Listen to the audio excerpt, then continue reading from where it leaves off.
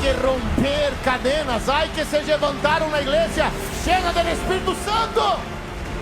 El mismo Jesús dijo, para esto se reveló el Hijo de Dios, para desfazer las obras de las tinieblas. Por isso, pare de declarar mi diabetes, mi câncer.